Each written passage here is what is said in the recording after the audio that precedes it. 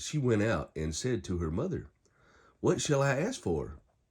"The head of John the Baptist," she answered. At once the girl hurried in to the king with the request, "I want you to give me right now the head of John the Baptist on a platter." The king was greatly distressed, but because of his oaths and his dinner guests, he did not want to refuse her. So he immediately sent an executioner with orders to bring John's head. The man went, beheaded John in the prison, and brought back his head on a platter. He presented it to the girl, and she gave it to her mother. On hearing of this, John's disciples came and took his body and laid it in a tomb. The apostles returned to Jesus after first preaching to her. The apostles gathered around Jesus and reported to him all they had done and taught. Then, because so many people were coming and going that they did not even have a chance to eat, he said to them, "Come with me by yourselves to a quiet place and get some rest."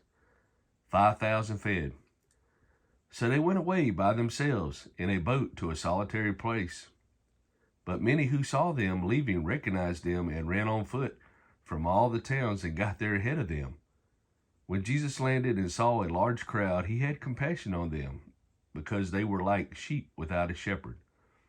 So he began teaching them many things. By this time it was late in the day, so his disciples came to him. "This is a remote place," they said, "and it's already very late. Send the people away so they can go to the surrounding countryside and villages and buy themselves something to eat." But he answered, "You give them something to eat." They said to him, "That would take 8 months of a man's wages. Are we to go and spend that much on bread and give it to them to eat?" "How many loaves do you have?" he asked. "Go and see."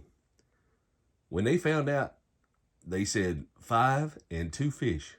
Then Jesus directed them to have all the people sit down in groups on the green grass. So they sat down in groups of hundreds and 50. Taking the 5 loaves and 2 fish, and looking up to heaven, he gave thanks and broke the loaves. Then he gave them to his disciples to set before the people. He also divided the 2 fish among them all. They all ate and were satisfied, and the disciples picked up 12 basketfuls of broken pieces of bread and fish. The number of the men who had eaten was 5,000. Jesus walks on the water. Immediately, Jesus made his disciples get into the boat and go on ahead of him to Bethsaida. While he dismissed the crowd, after leaving them, he went up on a mountainside to pray. When evening came, the boat was in the middle of the lake, and he was alone on land. He saw the disciples straining at the oars because the wind was against them. About the 4th watch of the night, he went out to them, walking on the lake. He was about to pass by them, but when they saw him walking on the lake, they thought he was a ghost. They cried out because they all saw him and were terrified. Immediately he spoke to them and said, "Take courage, it is I. Don't be afraid." Then he climbed into the boat with them, and the wind died down. They were completely amazed, for they had not understood about the loaves. Their hearts were hardened.